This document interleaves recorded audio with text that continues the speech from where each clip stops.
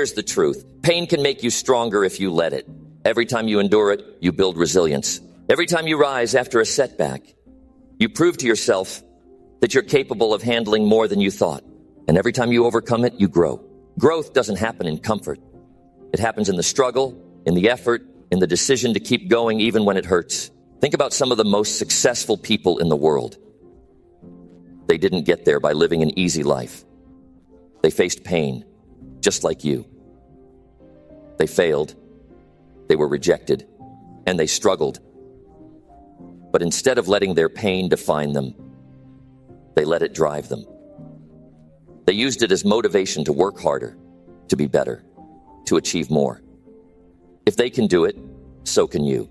One of the most powerful things pain can give you is a sense of purpose. When you've suffered, you understand what it feels like to be at your lowest. You know what it's like to feel helpless, to feel like giving up. Use that understanding to push yourself forward. Use it to help others who are going through similar struggles. Pain can connect you to others in a way that nothing else can. Don't let your pain be the end of your story. Let it be the beginning of a new chapter.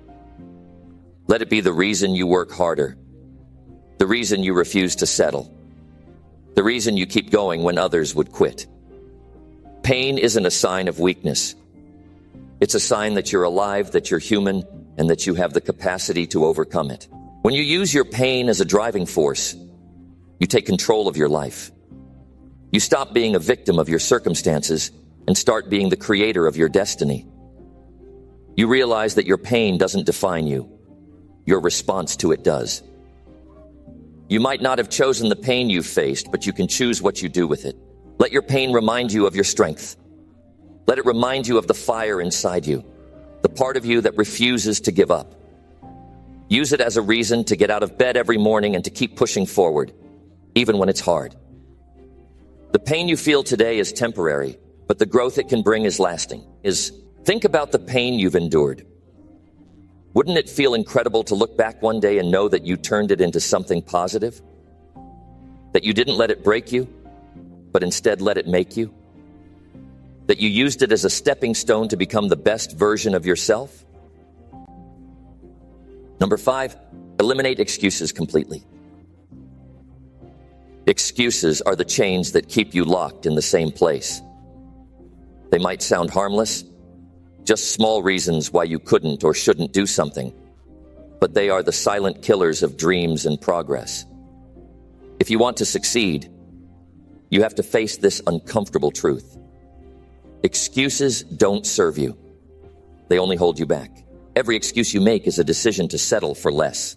It's a choice to stay in your comfort zone rather than step up and take control of your life. When you tell yourself, I don't have time, what you're really saying is, I don't want this bad enough.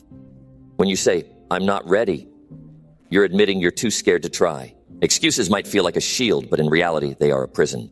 Think about the times you've made excuses in the past. Be honest with yourself. Were they valid or were they a way to avoid discomfort or hard work?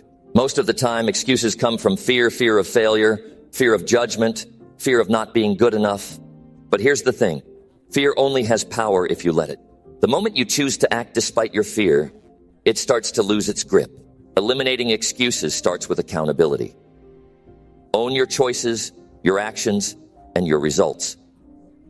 Stop blaming circumstances, people, or bad luck. Take a good hard look at your situation and say, this is on me. It might not feel good to admit, but it's empowering. When you take responsibility, you take back control. Excuses often sound like logic. I'll start tomorrow because today's already halfway over. I can't do it because I don't have the resources. I'll wait until things calm down before I focus on this. These sound reasonable, but they're just a way to delay what needs to be done. The truth is, there's never going to be a perfect time. Waiting only wastes time.